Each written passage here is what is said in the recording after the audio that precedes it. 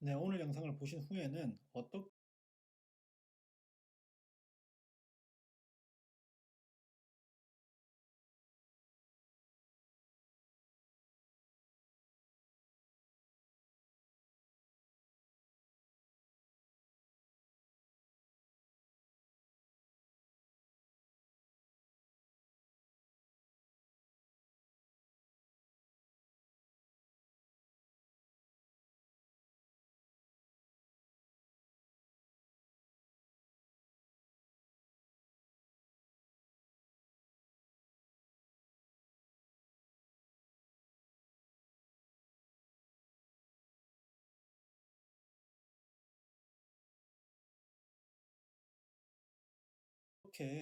여러 프로그램이 컴퓨터 상에서 동시에 실행되는지 그 원리를 이해하실 수 있습니다.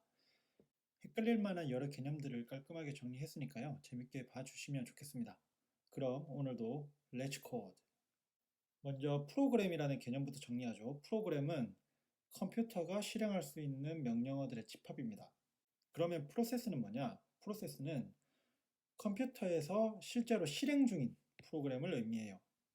그리고 이때 이 프로세스는 중요한 특징이 있는데 각각의 프로세스는 독립된 메모리 공간을 할당받습니다.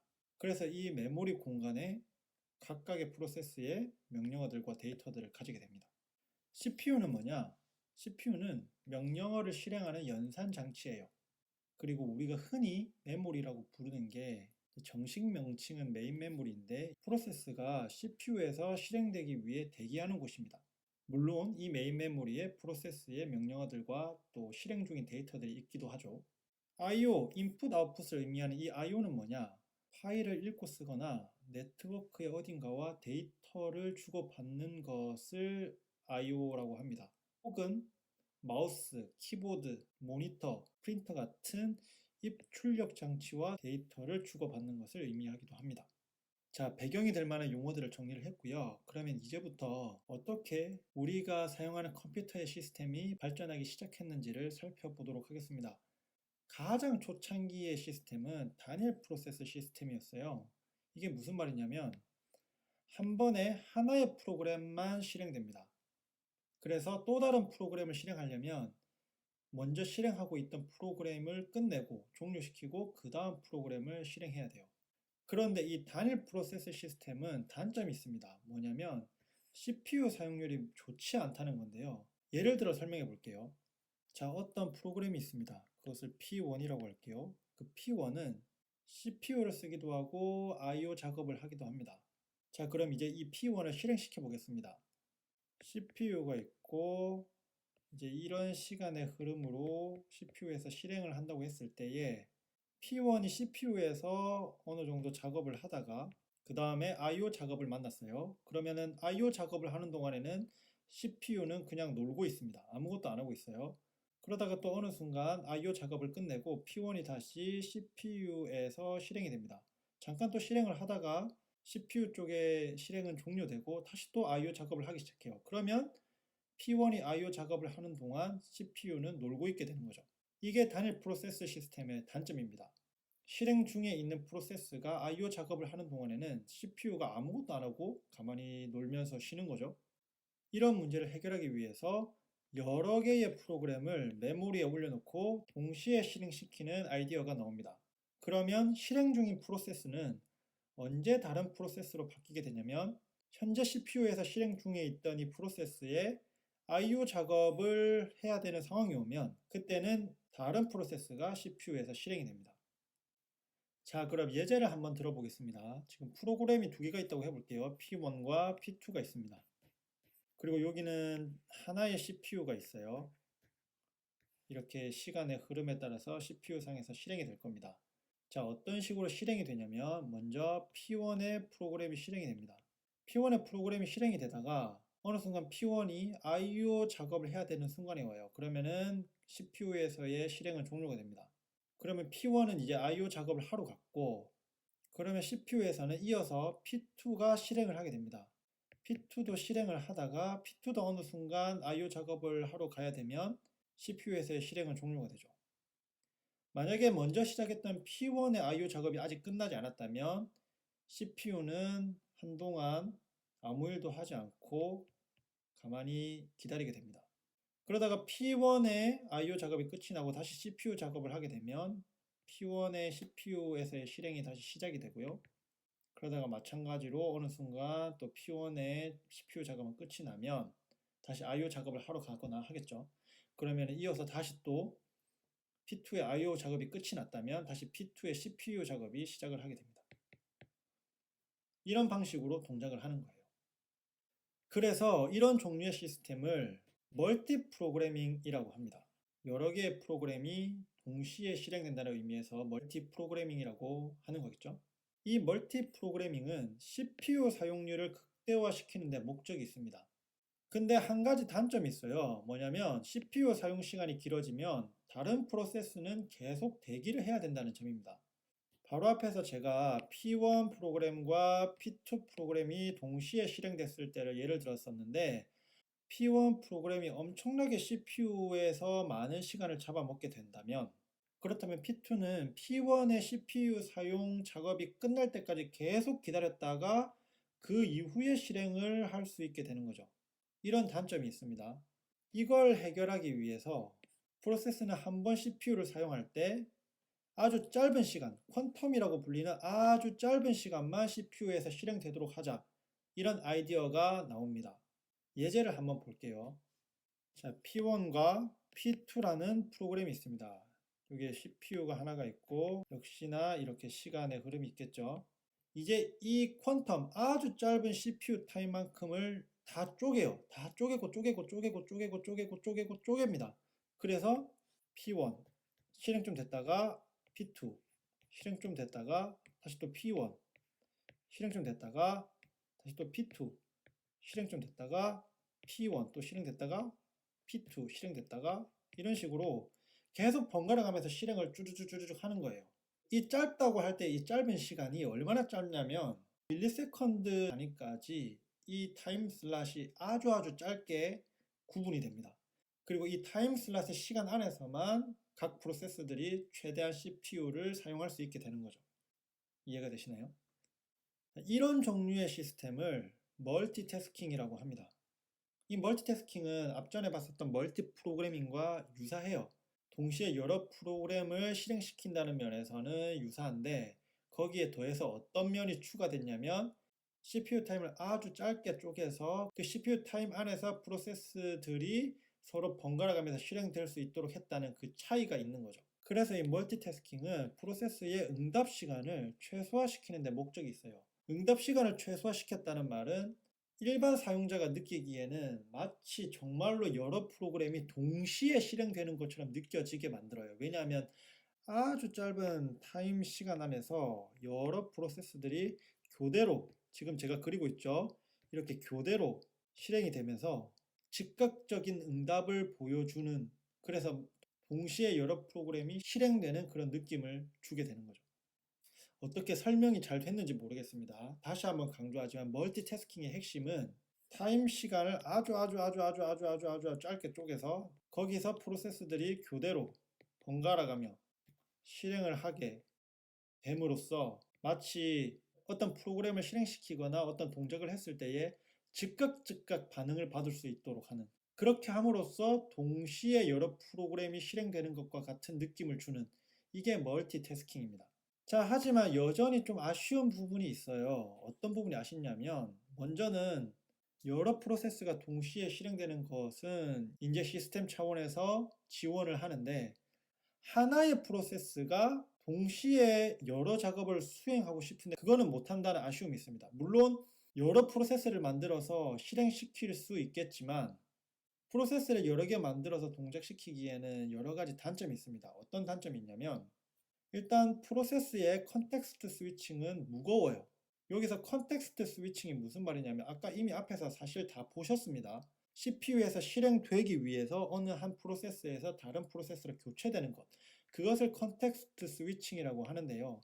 이 프로세스의 컨텍스트 스위칭은 무거운 작업입니다. 그리고 또 어떤 부분이 아쉽냐면 프로세스끼리는 데이터 공유가 까다로워요. 아까 서두에 프로세스는 독립적인 메모리 공간을 가진다고 했잖아요. 그러면은 메모리 공간이 이렇게 있다고 했을 때에 두 개의 프로그램을 실행시킨다고 하면 하나는 이렇게 메모리 공간을 차지하고 또 다른 하나는 이렇게 메모리 공간을 차지합니다. P1, P2가 그래서 차지하는 메모리 공간은 서로 공유되지가 않는 독립적인 공간이에요. 이런 상황 속에서 프로세스끼리 데이터를 공유하기가 좀 까다롭습니다. 그리고 또 어떤 상황이 있었냐면 듀얼 코어가 등장하기 시작했어요.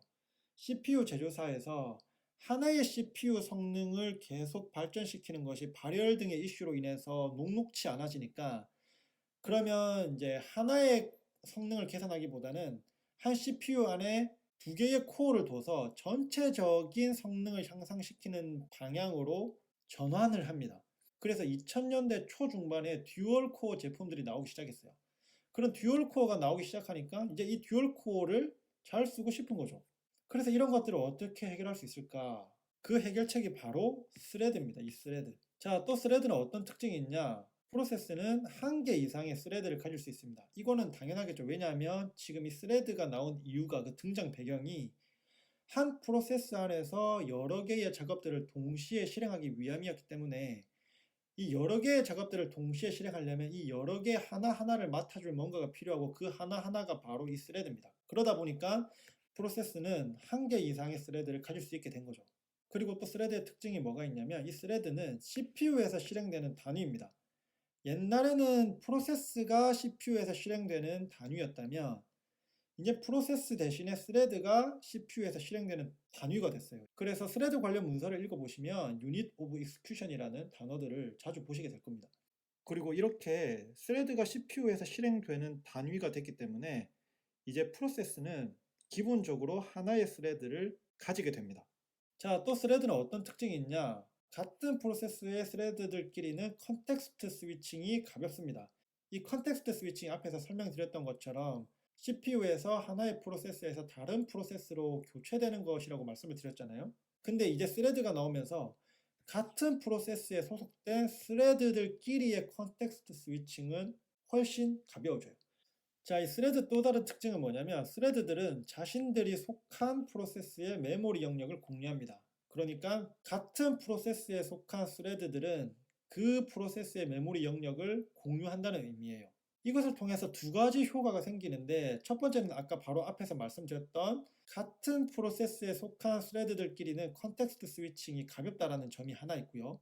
메모리 영역을 공유하기 때문에 같은 프로세스 안의 스레드들끼리는 데이터 공유가 쉽습니다. 이게 또 큰 장점이에요. 데이터 공유가 쉽다는 거. 자, 지금 이제 메모리 구조를 보여주는 이미지를 가지고 왔는데요. 좀 복잡해 보여도 전혀 당황하실 필요 없습니다. 지금 이거 다 볼 게 아니고 주목해야 될 몇 부분만 제가 콕 집어서 설명할게요. 자, 왼쪽에 보이는 이 부분은 싱글 스레드를 가지는 프로세스라고 보시면 되겠습니다. 혹은 스레드가 나오기 전에 프로세스만의 메모리 구조라고 보셔도 될 것 같아요. 그리고 이 오른쪽은 스레드가 등장한 이후에 멀티 스레드일 때의 이 메모리 구조가 어떻게 되는지를 보여주는 건데요. 자, 왼쪽부터 보시면은 별거 없습니다. 왼쪽부터 보시면 요게 지금 이 프로세스가 가지고 있는 메모리 영역입니다. 이 프로세스에 할당된 메모리 영역이에요. 자, 여기서 주목할 만한 부분은 스택이 있고 힙이 있고 스택 포인터가 있고 프로그램 카운터가 있다는 겁니다. 자, 그러면 이제 이 오른쪽을 한번 보시죠. 이 부분은 지금 이 부분, 요 부분 있잖아요. 이것도 역시 이 멀티 스레드들이 소속된 프로세스의 메모리 영역을 보여줍니다. 근데 아까 앞에서 설명드렸듯이 같은 프로세스에 속하는 스레드들은 그 프로세스의 메모리 영역을 공유한다고 했잖아요. 그래서 여기에 속해 있는 이 스레드들은 우선 이 힙 영역, 이 힙 메모리 영역을 공유합니다. 하지만 공유하지 않는 것들이 있어요. 스레드들이 같은 프로세스의 메모리 영역 안에 있어도 자신만의 고유한 영역을 가지는 게 있는데 그게 바로 스택입니다. 그래서 스레드 0에 대한 스택이 여기 있고 스레드 1에 대한 스택이 여기 있고 스레드 2에 대한 스택이 여기 있습니다. 그리고 각각의 스택을 가리키는 포인터들이 또 스레드마다 다 따로따로 있고요. 또 각각의 스레드에 대한 프로그램 카운터들이 이 밑에 보시면 다 따로따로 있습니다. 여기서 프로그램 카운트가 뭐냐면 이 다음번에 실행돼야 될 명령어가 있는 메모리 주소를 가리킵니다. 어쨌든 이 이미지를 준비한 이유의 핵심이 뭐냐면 같은 프로세스에 속한 스레드들은 그 프로세스의 메모리 영역을 공유한다. 이 점을 보여드리고 싶었던 거였어요. 그리고 또 한 가지는 그렇더라도 스레드들만의 고유한 영역도 있다. 이거를 보여드리고 싶었던 겁니다. 별거 없죠? 자, 그러면 예제를 하나 들어볼게요. CPU가 하나가 있고 두 개의 스레드를 가지는 프로세스가 있다고 해보겠습니다. 그러면 이때는 얘네들이 멀티태스킹 방식처럼 동작을 해요. 그래서 뭐 이렇게 시간이 있다고 치면 이 시간을 되게 짧게 쪼개고 얘네들이 이거를 서로 조금씩 아주 짧은 시간 타임을 서로 나눠서 실행을 하게 되는 거죠. 그런데 만약에 CPU인데 코어가 두 개인 CPU라고 해보겠습니다. 코어가 두 개인 CPU. 그러면 그때 이 스레드 두 개를 가지는 프로세스는 어떻게 동작을 하냐면 얘는 여기에 실행되고 그냥 얘는 여기에 실행돼요. 진정한 동시인 거죠. 병렬적으로 스레드가 실행이 되니까요. 자, 그래서 이런 종류의 시스템을 멀티스레딩이라고 합니다. 멀티스레딩은 하나의 프로세스가 동시에 여러 작업을 실행하는 데 목적이 있습니다. 이 여러 작업은 방금 우리가 살펴봤던 것처럼 스레드들을 통해서 실행이 되는 것이고요. 스레드가 등장을 하면서 멀티태스킹의 개념도 좀 확장이 됐어요. 그래서 기존에는 프로세스끼리의 아주 짧은 시간 안에서의 스위칭이라면 이제는 여러 프로세스와 여러 스레드가 아주 짧게 쪼개진 CPU 타임을 나눠 갖는 것으로 그 개념이 확장이 됐습니다. 이 멀티태스킹 개념이요. 그리고 두 개 이상의 프로세서나 코어를 활용하는 시스템을 멀티 프로세싱이라고 합니다. 이것도 좀 잘 기억해 주세요. 자, 그럼 이제 마지막으로 몇 가지 예제를 살펴보겠습니다. 몇 가지 스펙을 놓고 봤을 때 얘네들이 멀티태스킹이고 멀티스레딩이고 멀티프로세싱인지 아닌지를 한번 확인을 한번 해볼게요. 자, 먼저 싱글 코어 CPU에 싱글 스레드 프로세스가 두 개가 있다면 얘는 뭐가 될까요? 일단 한번 그림을 그려보겠습니다. 자, CPU가 있고 싱글 스레드 프로세스가 두 개인 거잖아요. 그러면 그냥 이해하기 쉽게 그냥 프로세스라고 하겠습니다. 그러면 이 프로세스 두 개가 이 하나의 CPU를 가지고 나눠서 써야 되잖아요. 그러면 이때는 나눠서 써야 되기 때문에 멀티태스킹이 있을 겁니다. 그럼 여기에 멀티스레딩은 있냐? 지금 싱글 스레드이기 때문에 얘들은 멀티스레드가 아니죠. 그래서 멀티스레딩은 지금은 없습니다. 그리고 CPU가 지금 한 개 있기 때문에 얘가 멀티프로세싱도 아니에요. 멀티프로세싱은 앞에서 봤던 것처럼 두 개 이상의 프로세서나 코어가 있어야 됩니다. 자, 다음 예제는 싱글 코어 CPU에 듀얼 스레드 프로세스 한 개가 있습니다. 자, 그림을 한번 그려보면 CPU가 하나가 있고 이번에는 스레드가 두 개가 있는 프로세스가 그냥 하나가 있는 거예요. 그럼 이때는 봅시다. 일단 멀티태스킹일까요? 아닐까요? 지금 CPU 하나 가지고 경합을 해야 되기 때문에 서로 나눠서 써야 되기 때문에 이거 멀티태스킹 맞습니다. 그리고 듀얼 스레드라고 되어 있잖아요. 듀얼 스레드이기 때문에 이거는 멀티스레딩도 맞아요. 하지만 CPU가 하나이기 때문에 멀티 프로세싱은 아니죠. 그 다음 예제를 보겠습니다. 듀얼 코어 CPU의 싱글 스레드 프로세스 두 개입니다. 한번 그려볼게요. 듀얼 코어이기 때문에 이 CPU에 코어가 두 개가 있는 겁니다. 그리고 싱글 스레드 프로세스가 두 개였어요. 그러면 그냥 프로세스가 이렇게 있는 거죠. 그러면 얘네들은 어떻게 실행이 될 거냐? 이렇게 실행이 되겠죠. 그러면 자 봅시다. 얘는 멀티태스킹이 있나요? 없나요? 얘는 멀티태스킹 없습니다. 코어가 두 개라서 헷갈리면 안 돼요. 이 코어 하나하나로 봤을 때는 이 코어를 가지고 경합하는 것이 아무것도 없기 때문에 멀티태스킹은 없습니다. 멀티스레딩인가요? 아닙니다. 이거 싱글 스레드이기 때문에 멀티스레딩도 아니에요. 하지만 코어가 두 개이기 때문에 멀티 프로세싱은 맞죠. 다음 예제를 보겠습니다. 듀얼 코어 CPU의 듀얼 스레드 프로세스 한 개입니다. 자, 그러면 이것도 한번 그려보죠. 듀얼 코어이기 때문에 CPU의 코어가 두 개입니다. 그리고 듀얼 스레드 프로세스라고 했기 때문에 스레드가 일단 두 개가 있는 프로세스가 한 개가 있는 거죠. 자, 그럼 이거는 어떻게 실행이 되냐? 얘는 코어가 두 개니까 이렇게 할당이 되겠죠. 그러면 멀티태스킹은 아닙니다. 왜냐하면 각 코어별로 경합하고 있는 게 없어요. 지금 코어와 스레드가 1대1 매핑입니다.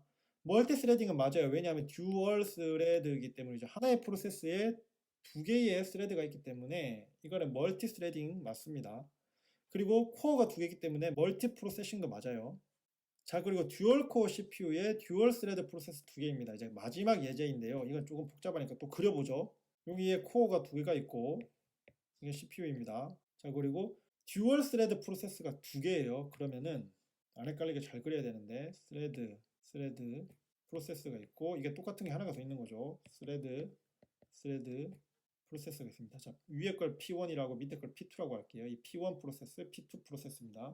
자, 그러면 이거는 지금 어떤 식으로 경합을 하느냐, 뭐 여러 가지 경우의 수가 있는데 크게 두 가지로 생각해 볼 수 있겠죠. 먼저 이렇게 첫 번째, 한 프로세스에 있는 스레드들은 한쪽 코어로 다 몰리는 거죠. 이런 식으로요.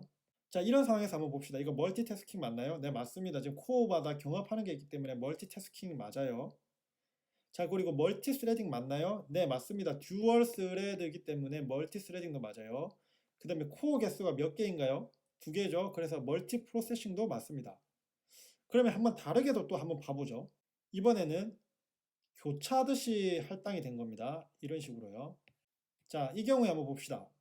자, 이 경우에도 멀티태스킹 맞나요? 네, 맞습니다. 왜냐하면 코어 하나당 두 개의 스레드가 경합을 하고 있기 때문이에요. 멀티 스레딩 맞나요? 네, 맞습니다. 듀얼 스레드 변함없죠? 그래서 멀티 스레딩 맞습니다. 하나의 프로세스가 각각 두 개의 스레드로 동작을 하고 있어요. 자, 그리고 멀티 프로세싱도 맞나요? 네, 맞습니다. CPU의 코어가 두 개이기 때문이에요. 자, 그래서 앞의 경우든 지금 경우든 둘 다 모두 멀티태스킹이고 멀티 스레딩이고 멀티 프로세싱입니다. 어떻게 이 다섯 가지 예제 좀 잘 이해가 되셨나요? 자, 지금 보신 이 마지막 예제가 아무래도 오늘 우리가 쓰는 컴퓨터에서 보여주는 현상과 가장 근접한 예제일 것 같아요.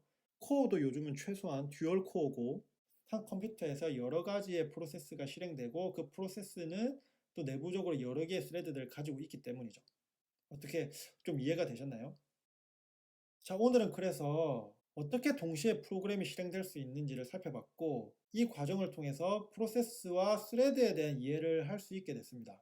하나 빠뜨린 게 있는데 오늘 말씀드린 스레드, 이 스레드는 OS, 운영체제 레벨에서의 스레드예요. 운영체제 레벨 말고 또 다른 레벨, 유저 레벨의 스레드가 있는데요. 이거는 이번 영상에서는 다루지는 않았습니다. 앞으로 이제 몇 편의 운영체제와 관련된 영상들이 나올 텐데요. 계속해서 재밌게 봐주시면 좋겠고요. 오늘 내용은 저번 내용만큼 준비가 빡셌는데 준비가 빡셌던 만큼 분명히 도움됐을 거라고 생각을 합니다.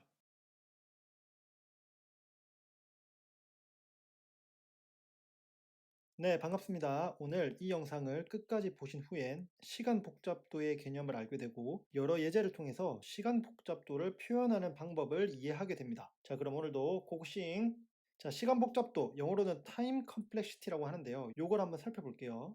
자, 여기 이렇게 코드가 하나 있습니다. 이 코드는 어떤 코드냐면 이렇게 배열을 파라미터로 받고 또 멀티플라이어를 파라미터로 받습니다. 그럼 얘는 어떻게 동작하냐면 여기에 이 배열로 전달받은 그 크기만큼의 새로운 배열을 하나 만들고요. 그 다음에 기존에 전달받은 그 배열 크기만큼 이렇게 루프를 돌면서 그 배열에 있는 값을 파라미터로 전달받은 멀티플라이어와 곱해서 그 곱한 값을 새로운 배열에 저장하는 코드입니다. 그렇게 해서 최종적으로 새로운 배열을 이렇게 리턴을 하게 되는 거죠. 그러면 이제부터 우리가 할 거는 뭐냐면 이 함수를 실행했을 때 이 함수의 실행 시간이 어느 정도일지 한번 표현을 해보고 싶은 거죠. 근데 여기서 실행 시간이라는 것이 사실은 컴퓨터에서 동작한다고 했을 때 컴퓨터 성능에 따라서 다 조금씩 다를 거잖아요. 그래서 이걸 좀 더 간단하게 계산하기 위해서 어떻게 하냐면 이 실행 시간이라는 개념을 함수나 혹은 알고리즘 수행에 필요한 스텝 수라고 이제 표현을 합니다. 그러니까 어떤 뭐 밀리세컨드, 세컨드 이런 개념이 아니라 이 함수나 알고리즘을 수행하기 위해 필요한 스텝 수를 실행 시간이라고 이렇게 정의를 해보자는 거죠. 그래서 이렇게 정의를 하고 추가적으로 좀 더 간단하게 계산을 하기 위해서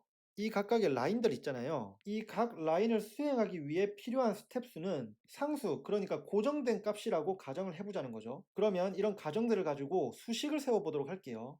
지금 보시면 이렇게 각 라인별로 몇 개의 스텝이 필요한지를 표현했습니다. 이 각각이 이제 상수인 거죠. 각 라인을 실행할 때마다 이 정도의 스텝이 필요하다. 이렇게 상수로 표현을 해놨고요. 그러면 이제 각각의 이 라인이 몇 번씩 실행되는가? 이게 또 중요한 거죠. 그러면 이 라인 같은 경우에는 한 번만 실행을 할 거고요. 이 라인 같은 경우에는 이 배열의 사이즈가 만약에 n이라고 했을 때에 n 플러스 한 번이 실행이 될 겁니다. 여기에 한 번이 더 추가가 된 이유는 얘가 루프를 돌고 최종적으로 루프를 탈출하기 위한 검사를 한 번 더 하기 때문에 n 플러스 1이라고 한 거고요. 그 다음에 이 for 루프 안에 있는 요 라인은 이제 n번이 실행이 되겠죠. 이 input 사이즈만큼요. 그리고 마지막 요 라인은 또 한 번만 실행이 될 겁니다. 그러면 최종적으로는 이제 얘가 어떻게 계산이 될 거냐 하면은 각각의 코스트와 이 코스트를 가지는 각 라인이 몇 번씩 실행되는 되는지를 곱해서 이렇게 곱한 다음에 그렇게 곱한 값들을 다 더해줘야 되겠죠. 이런 식으로 다 더해줘야 될 겁니다. 그렇게 했을 때에 이 수식을 정리하면 어떻게 되냐면 이런 식으로 수식이 정리가 될 겁니다. 여기서 이제 tn이라는 거는 실행 시간을 이 n이라는 파라미터, 즉 여기 이 배열 인풋 사이즈의 크기를 말하는 거죠. 이 인풋 사이즈에 따라서 이 실행 시간이 영향을 받을 거라서 이 tn이라고 표시를 했고요.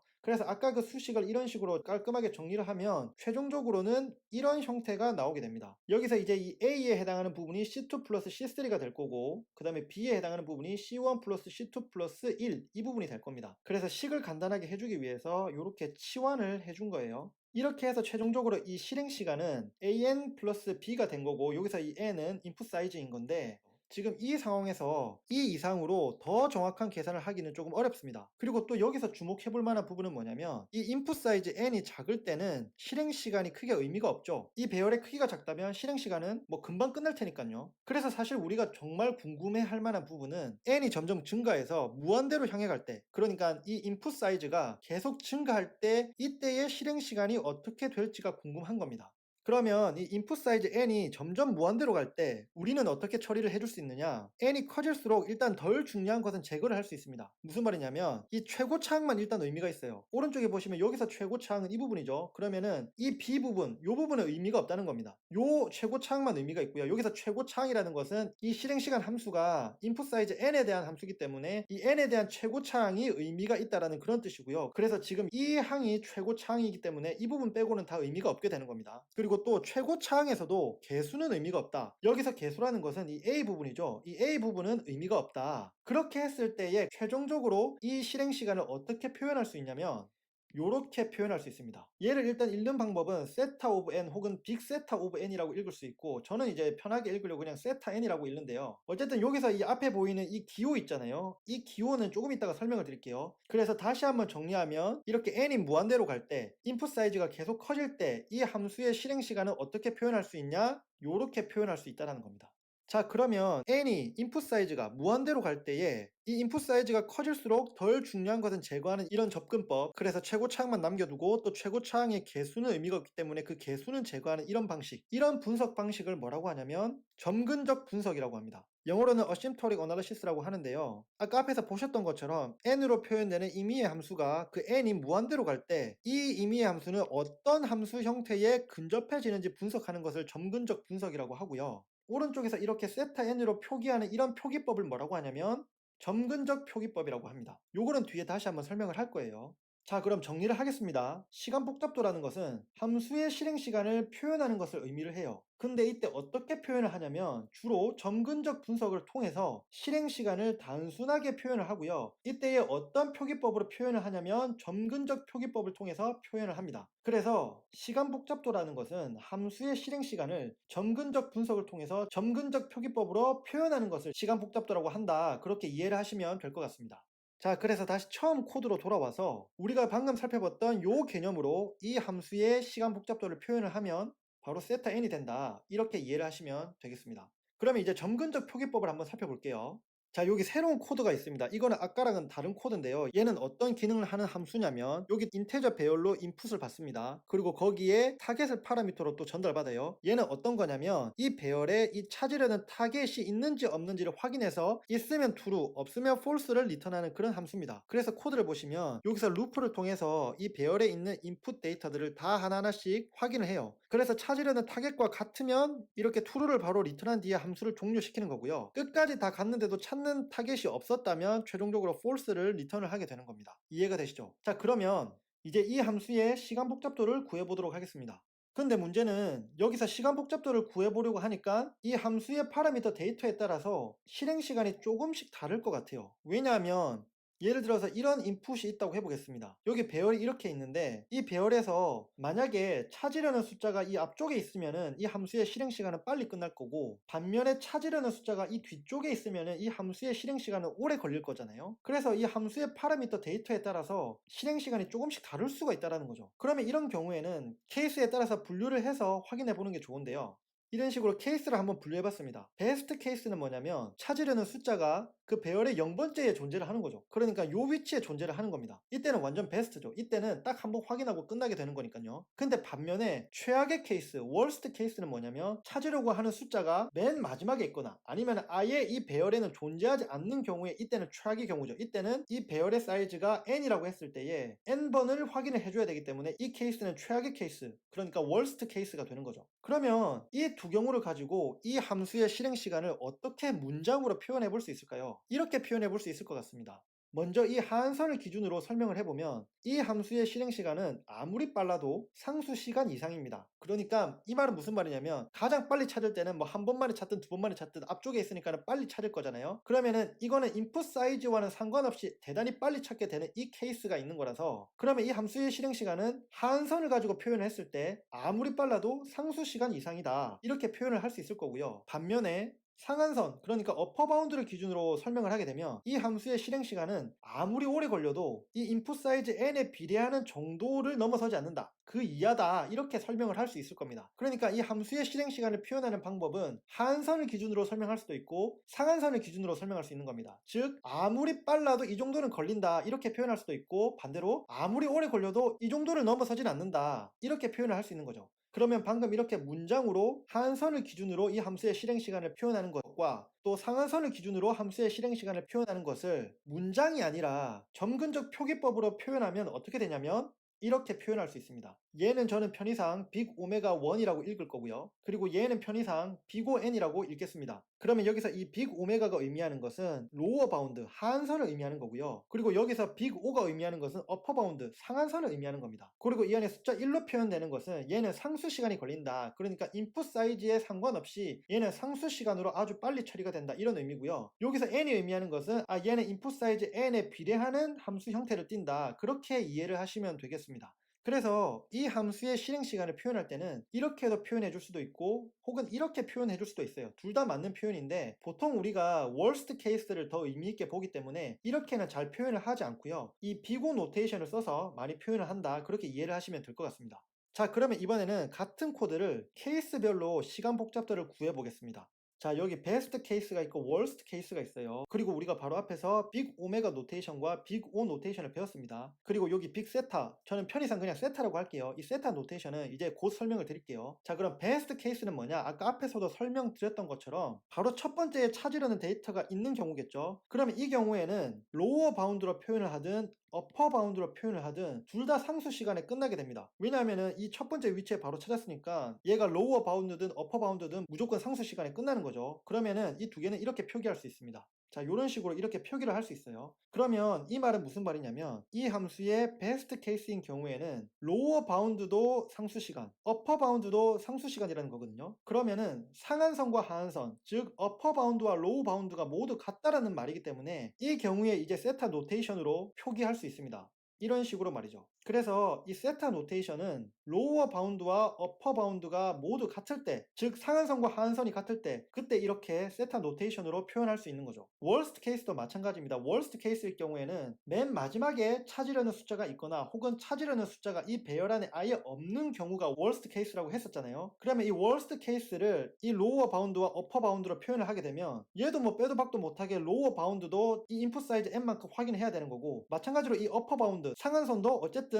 이 인풋 사이즈 n만큼 확인을 해야 되는 겁니다. 그래서 월스트 케이스일 경우에 이 실행 시간을 어퍼 바운드와 로어 바운드로 이 부분에 표기를 해주면 이제 이런 식으로 표현을 해줄 수 있는 거죠. 그러면 아까 앞에서 말씀드렸던 것처럼 지금 월스트 케이스의 로어 바운드와 어퍼 바운드가 모두 같은 형태를 띠니까 얘도 마찬가지로 앞에서 봤던 것처럼 세타 노테이션으로 표기해 줄 수 있습니다. 이런 식으로 말이죠. 그래서 이렇게 로어 바운드와 어퍼 바운드가 같을 때, 로어 바운드와 어퍼 바운드가 같을 때 세타 노테이션을 통해서 상한선과 하한선이 아주 타이트하게 가까이 있다, 같은 형태를 띈다, 이렇게 표현을 해준다고 해서 이 세타 노테이션은 타이트 바운드에 사용이 됩니다. 그래서 세타 노테이션은 상한선과 하한선이 동일한 아주 타이트한 바운드를 묘사하는 데 사용이 되는 거죠. 그래서 이게 해석을 할 때는 어떻게 하냐면 예를 들어서 이 세타 n을 보게 되면 이 월스트 케이스인 경우에 세타 n으로 표기를 한 거 보니까 이 월스트 케이스에서 어퍼 바운드와 로어 바운드 모두 인풋 사이즈 n에 비례한 형태를 띠는구나, 이렇게 해석을 할 수 있는 겁니다. 그래서 한 번에 상한선과 하한선을 다 알려주는 거죠. 이해가 되시나요? 그리고 마지막으로 에버리지 케이스가 있습니다. 요 에버리지 케이스는 뭐냐면 베스트 케이스와 워스트 케이스를 제외한 경우에요. 평균적으로 혹은 일반적으로 어느 정도의 실행 시간이 되겠는가 이것을 의미하는 건데요. 이 에버리지 케이스를 정의하기가 조금 애매합니다. 그래서 이 경우에는 보통 어떻게 하냐면 에버리지라고 하면 어느 정도 찾아가다가 절반쯤 가서 내가 찾으려는 숫자가 있었다 이렇게 보는 거고요. 그러면 절반 정도는 어쨌든 확인을 하는 거니까 2분의 n이 되는 거거든요. 절반 정도 갔으니까. 그러면 얘도 최종적으로는 이 앞에 개수는 아까 앞에서 중요하지 않다 했기 때문에, 왜냐면 지금 우리가 점근적으로 분석을 하기 때문에, 그러면 얘도 최종적으로는 n을 뛰게 되는데, 이때 그러면 어떤 노테이션으로 표기를 할 거냐 하냐면 비고 노테이션을 사용해서 이렇게 비고 n으로 표현을 합니다. 여기서 빅 오메가로 표현하거나 세타로 표현하기는 약간 애매해요. 이 에버리지 케이스가 뭐 어퍼 바운드는 n으로 확실할 것 같은데 이 에버리지 케이스에서 로어 바운드를 어떻게 봐야 되냐, 이게 조금 애매하거든요. 그러면은 애매한 상황에서 뭐라 말하기가 좀 그러니까 이런 경우에는 그냥 비고 n을 써가지고 확실한 어퍼 바운드만 얘기를 하는 거죠. 그래서 저는 에버리지 케이스는 이런 식으로만 표현을 하도록 하겠습니다. 자, 그럼 정리를 할게요. 점근적 표기법은 빅 오메가, 빅오, 빅 세타, 저는 편의상 그냥 세타라고 하겠습니다. 이렇게 세 종류의 표기법이 있고, 빅 오메가는 로어 바운드를 의미하고, 빅오는 어퍼 바운드를 의미하고, 세타는 타이트 바운드를 의미한다. 그렇게 이해를 하시면 될 것 같고요. 그 다음에 함수나 알고리즘에 따라서는 이렇게 케이스로 분류를 해서 분석을 할 수 있는데요. 그때 세 종류, 베스트 케이스, 월스트 케이스, 에버리지 케이스로 나누어서 분석을 할 수 있고요. 이때 이 베스트 케이스는 최단 시간 실행되는 경우, 월스트 케이스는 최장 시간 실행되는 경우, 그리고 에버리지 케이스는 일반적으로 실행되는 경우를 의미한다고 보면 되겠습니다. 가끔 문서나 블로그를 보다 보면 이 베스트 케이스에서의 시간 복잡도를 계산할 때는 항상 이렇게 빅 오메가를 쓰고, 월스트 케이스에서의 시간 복잡도를 계산할 때는 항상 빅오를 쓰고, 또 에버리지 케이스의 시간 복잡도를 계산할 때는 항상 세타를 쓰는 그런 경우를 보는데요. 사실 그거는 적당한 거는 아닌 것 같고요. 아까 앞에서 보셨던 것처럼 각 케이스별로 독립적으로 적절하게 이 모든 표기법을 사용할 수 있다, 그렇게 이해하시면 될 것 같습니다. 자, 그러면 아까 앞에서 우리가 맨 처음 봤던 함수 있잖아요. 이 멀티플라이어로 배열 안에 있는 값들을 곱해줘서 새로운 배열에 저장하는 그 함수 있잖아요. 이 함수가 왜 세타 n이었냐, 이제는 이해가 되실 거예요. 왜냐하면 이 함수는 사실 비고 n으로 표현할 수도 있습니다. 그러면 얘는 어퍼 바운드로 표현을 한 거죠. 즉 이 함수는 아무리 오래 걸려도 인풋 사이즈 n에 비례한 정도를 벗어나지 않는다, 그렇게 표현하는 것도 맞는 표현이고요. 반대로 이 함수를 로어 바운드로도 표현할 수 있겠죠. 이 함수는 아무리 빨리 수행해도 이 인풋 사이즈 n에 비례하는 정도의 시간은 걸린다, 이렇게도 표현할 수 있는 거죠. 이것도 맞는 표현입니다. 그러면 결국 비고 n과 빅 오메가 n 모두 n에 비례하는 형태로 시간이 걸린다라고 표현을 하고 있기 때문에 얘는 이제 타이트한 바운드로 표현할 수 있는 거죠. 그래서 최종적으로는 세타 n으로 표현할 수 있다. 그래서 아까 세타 n이라고 표현을 한 겁니다. 자, 그러면 이번에는 바이너리 서치에 대한 시간 복잡도를 구해볼게요.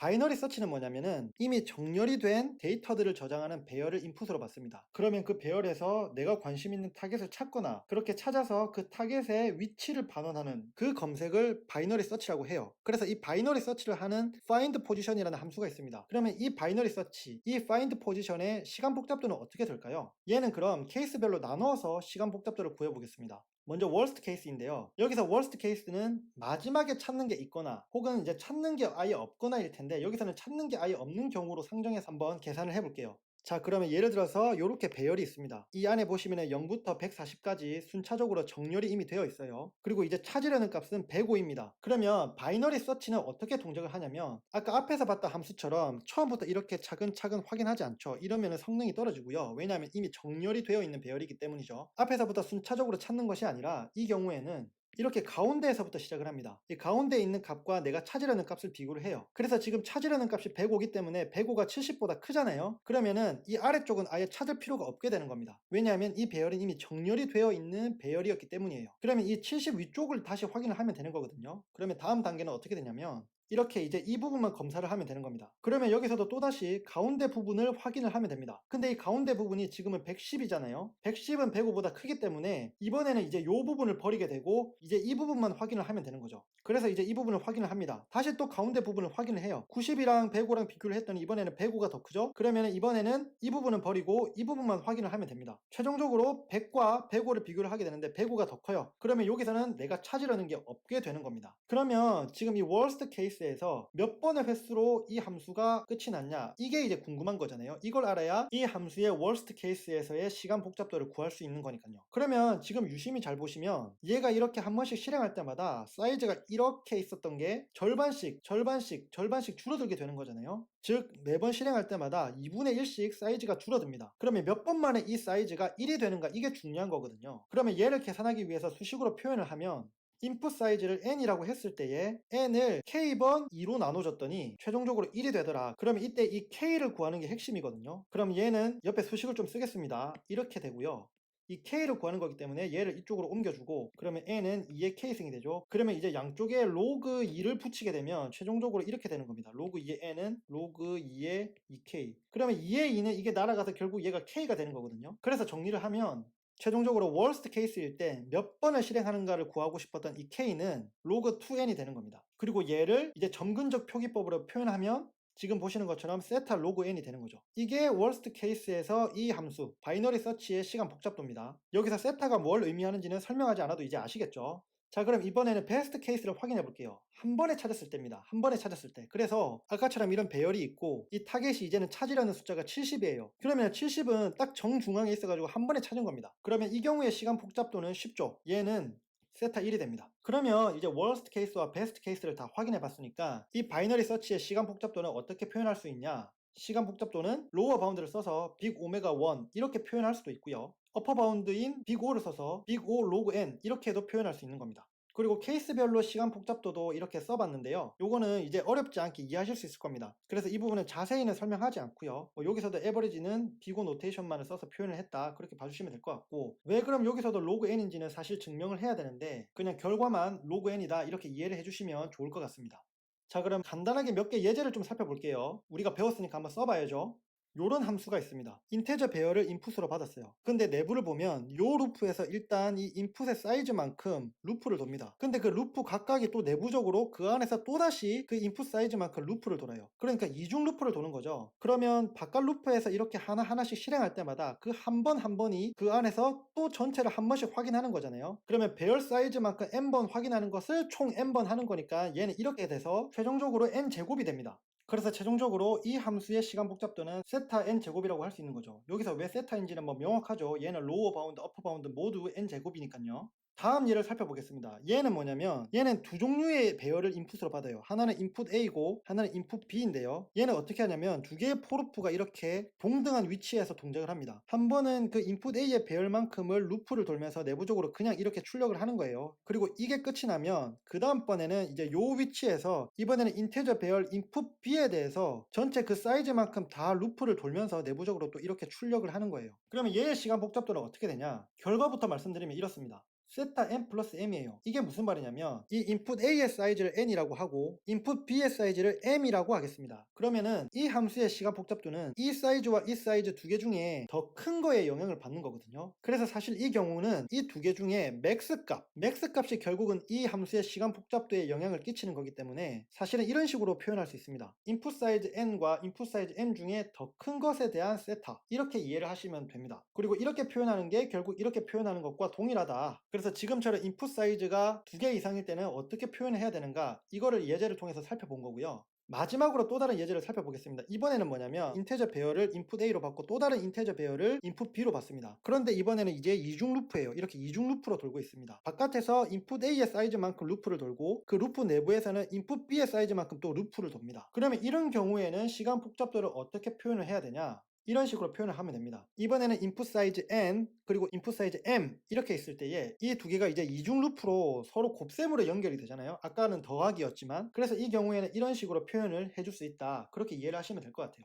자, 그래서 시간 복잡도의 속도 비교를 간단하게 정리를 하면 이렇습니다. 가장 빠른 게 상수 시간이고요. 그러니까 인풋 사이즈에 독립적으로 아주 빠른 상수 시간에 끝난다는 거죠. 그 다음이 로그 n입니다. 그 다음이 n이고요. 그 다음이 n 로그 n입니다. 보통 요게 정렬 알고리즘 보면 많이 나오죠. 그 다음이 n 제곱입니다. 정렬 알고리즘 중에 성능 안 좋을 때 n 제곱이 나오거나 혹은 정렬 알고리즘 중에서 worst case인 경우에 n 제곱으로 등장할 때가 있죠. 그리고 이거보다 더 느린 게 2의 n승이고 또 요거보다도 더 느린 게 n 팩토리얼, 이렇게 이해를 하시면 될 것 같습니다. 그래서 이의 순서대로 오른쪽으로 갈수록 느려진다, 성능이 안 좋다, 이렇게 보시면 될 것 같아요. 자, 그럼 마지막으로 왜 비고 표기법을 많이 쓸까? 사실 우리가 면접 볼 때 뭐 코딩 테스트 같은 거 할 때 뭐 일반적으로 문서를 볼 때도 비고 표기법을 제일 많이 보게 되거든요. 다른 어떤 뭐 빅 오메가라든지 세타라든지 뭐 이런 표기법은 잘 못 보게 되는데 왜 그럴까? 구글링을 해보고 저 나름대로 스스로도 돌아봤을 때 여러 이유가 있더라고요. 왜 비고를 많이 쓰냐? 일반적으로 어퍼 바운드만 알아도 충분하기 때문이에요. 그러니까 우리도 일상생활 살아가다 보면 예를 들어서 친구랑 약속을 잡으려고 하는데 지금 하는 일이 있어요. 빨리 끝나면 1시간 안에 끝날 것 같고 좀 오래 걸리면 한 2시간 걸릴 것 같습니다. 그러면 보통 약속을 2시간 기준으로 그 이후로 잡잖아요. 왜냐하면 사람 일이 어떻게 될지 모르니까. 그래서 일반적으로 우리의 삶의 성향 자체가 월스트 케이스만 커버하면은 어쨌든 최악을 상정하고 뭔가를 계획 세울 수 있기 때문에 주로 이제 어퍼 바운드에만 관심을 가지게 된다. 그러다 보니까는 비고를 많이 쓰게 된다. 요런 이유가 하나 있고요. 또 다른 이유는 뭐냐면은 다른 바운드를 계산하기 귀찮은 겁니다. 어떻게 보면 1번이랑 연결이 되는 건데 뭐 이미 어퍼 바운드를 구했으니까 뭐 다른 바운드 굳이 구할 필요가 있나, 계산하기 귀찮은데 또 까다로울 때도 있는데, 그래서 그냥 어퍼 바운드만 계산해서 그걸로도 충분하니까 이제 그걸로 퉁치는 거고요. 또는 괜히 타이트 바운드로 말했다가 태클 받기 싫어서, 그러니까 타이트 바운드는 아까 세타였죠. 그래서 괜히 좀 더 정확하게 해보려고 세타로 표현했다가, 특히 이제 아까 에버리지 케이스가 그런 케이스인데 괜히 세타로 표현했다가 그거 좀 아닌 거 아니야? 논란의 여지 만들고 싶지 않은 거죠. 그래서 그냥 확실한 것만 얘기하고 싶다. 그래서 이제 어퍼 바운드로만 얘기를 하게 된다. 그런 게 있고, 또 다른 건 뭐냐면은 주위에서 다들 그렇게 쓰니까, 그러니까는 뭐 정근적 표기법이 어떤 것들이 있는지는 알겠는데 뭐 다들 그렇게 비고로 많이 쓰니까 뭐 나도 그냥 비고로 쓴다, 이런 케이스도 있고, 마지막 경우는 정근적 표기법의 개념을 잘 몰라가지고, 그러니까 요건 사실 안 좋은 케이스죠. 뭐 예를 들면 빅 오메가를 표현하고 싶었던 건데도 빅오를 썼다거나, 세타로 표현하고 싶었던 건데도 잘 몰라서 그냥 빅오로 썼다거나, 그렇게 이제 정근적 표기법의 개념 자체를 잘 몰라서 그냥 빅오로만 무조건 썼다, 그런 케이스도 있는 거겠죠. 그래서 저도 돌아보면 어느 정도 이런 경우 안에 있었던 것 같고, 지금은 이제 개념을 좀 잘 알아가지고 이제 어떻게 써야 되는지를 잘 알고는 있는데, 사실 상황적으로 뭐 비고만 써도 틀린 거는 아닌 거니까요. 세타를 써야 될 상황에 비고를 써도 틀린 거는 아닌 거니까 뭐 개념을 아예 잘못 쓰지 않는 이상은 저도 그냥 비고를 주로 쓰게 되는 것 같습니다. 재밌는 얘기 하나 해드릴까요? 방금 전에 말씀드렸던 왜 사람들이 비고를 그러면 많이 쓰는가, 이거를 구글링을 좀 하던 중에 누가 이런 댓글을 달았더라고요. 사람들이 비고를 많이 쓰는 이유는 키보드에 오메가와 세타가 없기 때문이다. 되게 설득력 있지 않나요? 저는 그게 가장 큰 이유라고 생각을 합니다. 네, 여기까지 영상 봐주신 모든 분들 정말 최고시고요. 저는 그럼 또 다음 영상을 준비하러 가보겠습니다. 감사합니다.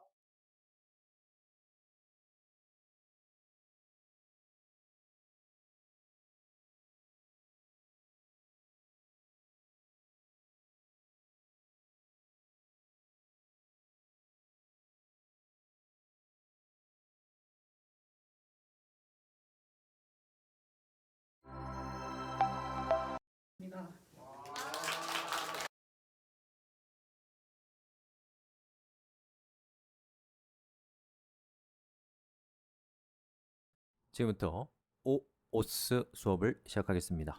이 수업은 웹1 우리가 HTML과 OOS와 같은 인터넷 추상- 수업에 의존하고 있는 수업입니다.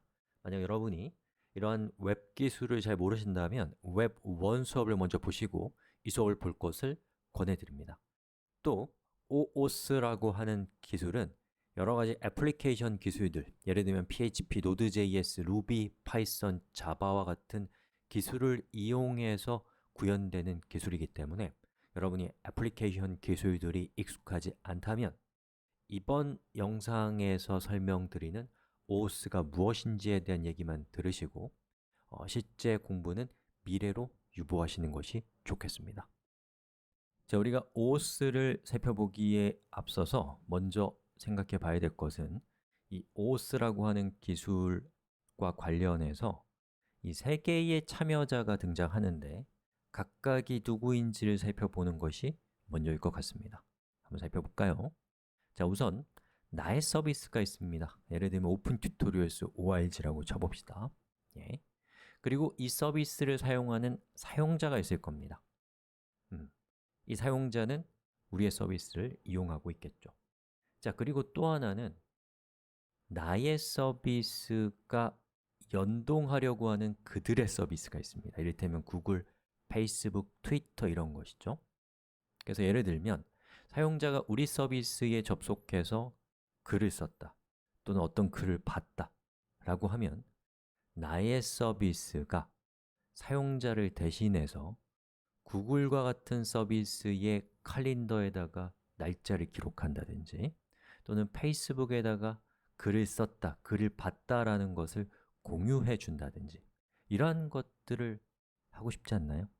그러기 위해서는 우리가 사용자로부터 그 사용자가 사용하고 있는 그들의 서비스에 접근할 수 있도록 허가를 받아야 됩니다. 가장 쉬운 방법은 그들의 서비스에 사용자의 아이디와 비밀번호가 있겠죠.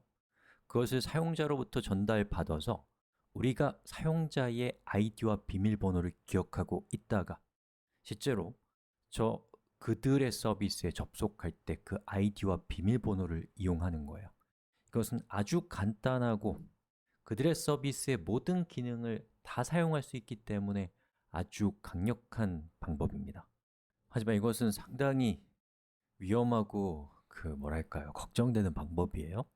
자, 사용자 입장에서는 자신의 구글, 페이스북과 같은 서비스의 아이디와 비밀번호를 처음 보는 서비스한테 맡겨야 되는 거예요. 그러면 이 처음 보는 서비스를 믿을 수 있어요?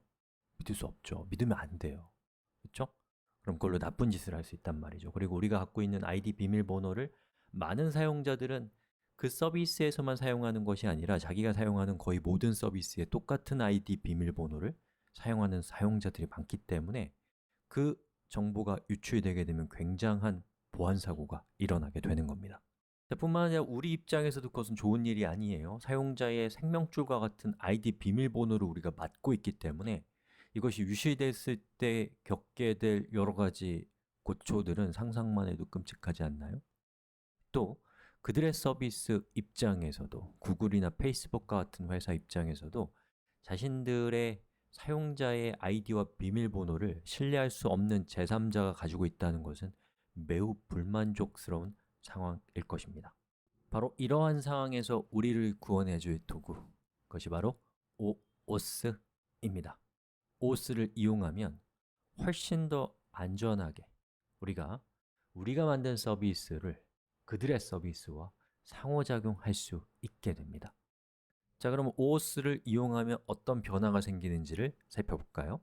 이전에 우리가 그들의 서비스의 아이디와 비밀번호를 나의 서비스가 가지고 있었는데 이제 대신에 저 유저의 요청에 의해서 그들의 서비스가 아이디 비밀번호 대신에 액세스 토큰이라고 하는 일종의 비밀번호를 발급해요. 그리고 저 액세스 토큰은 첫 번째, 그들의 서비스의 아이디와 비밀번호가 아니다라는 장점이 있고요. 두 번째, 그들의 서비스가 갖고 있는 모든 기능이 아니라 그 중에 나의 서비스가 꼭 필요한 필수적인 기능만 부분적으로 허용하는 비밀번호예요. 그래서 그들의 서비스의 액세스 토큰을 우리가 OAuth를 통해서 획득한 다음에 그 액세스 토큰을 통해서 그들의 서비스에 접근해서 데이터를 가져오고 수정하고 생성하고 삭제하는 작업을 할 수 있게 되는 것입니다. 바로 이것을 가능하게 해주는 기술이 뭐라고요? OAuth이고 OAuth를 통해서 우리는 뭘 얻어낼 수 있다고요? 액세스 토큰을 얻어낼 수 있다 라는 것이 OAuth에 대해서 여러분이 아셔야 될 가장 중요한 내용들이에요. 또한 OAuth의 이러한 특징을 이용한다면 아예 회원들의 아이디와 비밀번호를 처음부터 보관하지 않고 회원을 식별할 수 있는 기능을 구현할 수 있습니다. 이렇게 생긴 로그인 기능들 여러분 본 적 있으시죠? 바로 이러한 것들을 Federated Identity라고 하는데 이것의 가장 기반에 있는 기술이 바로 OAuth입니다.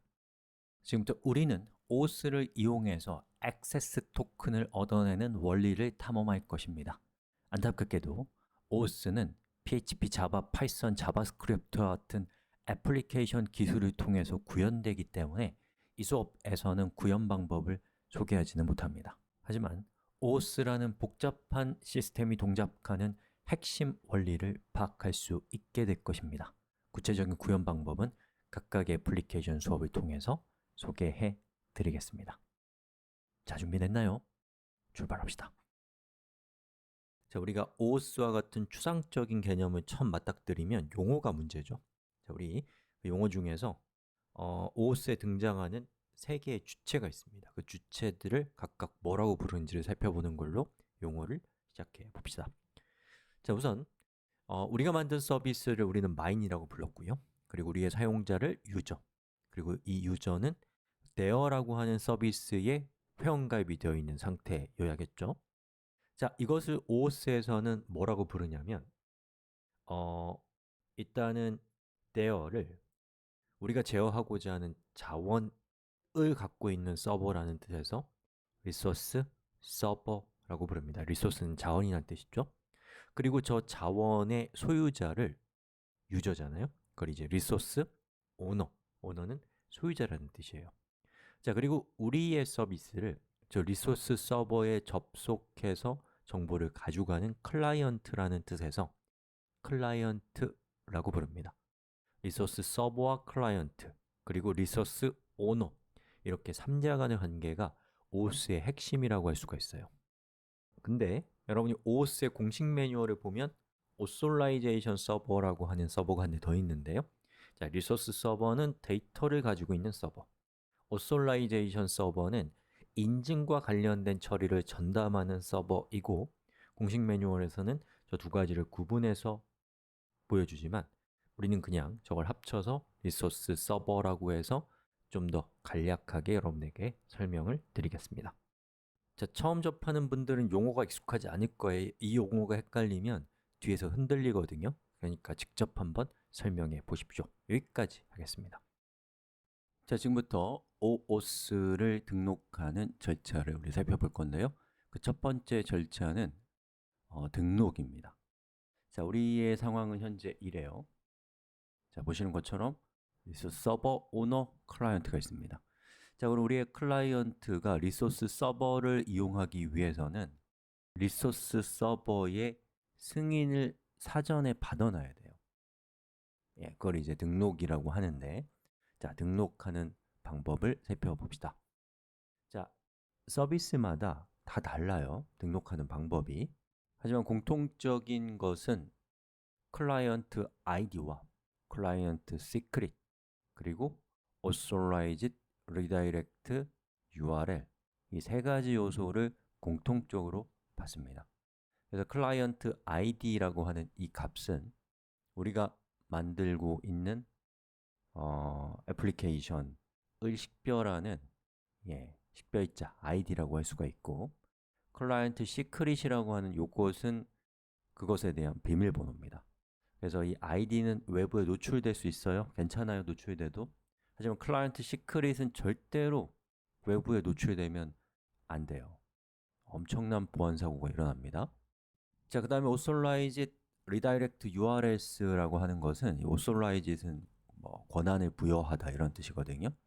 그래서 이 리소스 서버가 그 권한을 부여하는 과정에서 우리한테 authorized 코드라고 하는 값을 전달해 줄 거거든요. 그때에 이 주소로 전달해 주세요 라고 알려준 거예요. 그러면 이제 그 리소스 서버는 저 주소 말고 다른 데서 요청하면 그걸 무시하겠죠. 자, 요게 이제 기본적인 구조입니다.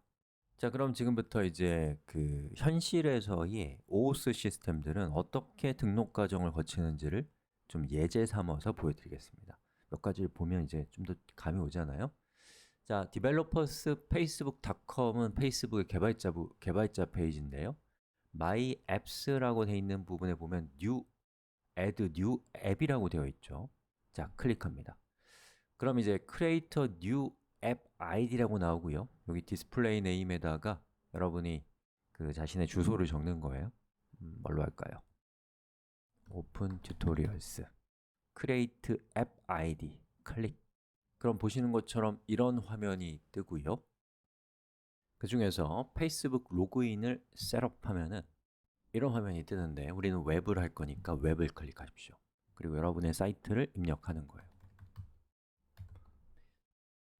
자, 끝났어요. 그럼 이제 페이스북 로그인이라고 되어 있는 부분에 세팅스로 들어와 보면은 여기 보면 redirect URL to check라고 되어 있는 부분 있잖아요. 저기에다가 아까 제가 말씀드렸던 클라이언트 물음표 콜백이라고 하는 주소, 이런 식으로, 이거 유효한 주소는 아니죠. 저런 식으로 주소를 입력하고 세이브 하시면 되고요. 그 다음에 세팅스로 들어와 보시면 이 베이직에 보시는 것처럼 우리의 앱의 ID, 클라이언트 ID와 앱 시크릿이라고 하는 값, 저게 이제 클라이언트 시크릿이거든요. 그 값이 이렇게 있습니다. 자, 구글의 경우에는 클라우드 플랫폼이라는 곳에서 앱을 만드는 건데요. Select Project. 자, 구글에서는 프로젝트라고 부릅니다. 그 다음에 여기에다가 New Project를 클릭하고 프로젝트의 이름을 오픈 튜토리얼스 이렇게 해볼게요. 자, 그리고 Create. 그럼 이제 프로젝트가 생성이 된 것이고요. 이 위쪽에 있는 버튼을 눌러서 자신의 프로젝트를 일단 선택하시고 그 다음에 여기 있는 이 햄버거 메뉴를 클릭하면은 이렇게 화면이 나오거든요. 엄청 복잡해요. 자, 그럼 그 중에서 API 서비스를 클릭해 보시면 우리가 원하는 건 API를 제어하는 거거든요. 자, 그러려면은 그 제어할 자격을 얻어야 돼요. 영어로 자격이 credentials거든요. 클릭. 그러면 여기 여러 가지 옵션들이 있는데 Create Credentials라는 걸 클릭하고 우리한테 익숙한, 반가운 auth client ID라고 되어 있는 걸 클릭합니다. 자, 그랬더니 이제 그거 하기 전에 뭘 좀 하라고 되어 있네요. consent screen이라고 하는 거를. 요건 뭐냐면 이제 사용자가 인증하는 과정에서 보여지는 화면을 좀 세팅해 달라는 얘기예요. 여기 이제 우리 프로젝트 이름을 적으면 되겠죠. 그리고 이게 옵셔널이라고 되어 있는 건 안 적어도 되고요. 이 policy URL 꼭 적으라고 되어 있는데 개발할 때는 괜찮다고 되어 있네요. save. 자, 그 다음에 이제 우리의 애플리케이션 타입을 저는 일단 웹으로 정하고요. 이름은 open tutorials 이렇게 하고 여기에 authorized redirect URL이 여기도 있네요. 그쵸? http client callback 이렇게 하고 create. 주소가 틀렸다고 나오니까 client.org 이런 거, 이거 우리 거 아닙니다. 자, create. 그럼 보시는 것처럼 클라이언트 ID와 클라이언트 시크릿을 이렇게 보여주는데 저처럼 이렇게 방송에서 클라이언트 시크릿을 이렇게 노출하는 건 절대 안 되는 행동이에요. 아셨죠? 저는 이거 방송 끝나자마자 이거 지워버릴 거니까 괜찮은데 여러분, 시크릿은 잊어버리면 안 됩니다. 자, 이렇게 해서 우리 구글과 페이스북에서 실제로 어떻게 우리의 클라이언트를 등록하는가 라는 것을 살펴봤거든요. 근데 이제 OAuth를 통해서 제어할 수 있는 대상은 이것 말고도 많습니다. 하지만 제가 너무 추상적으로 설명드리면 여러분 고통스러워 하실 수가 있기 때문에 이렇게 하는 겁니다 라고 설명드렸을 뿐이에요. 아셨죠? 여기까지.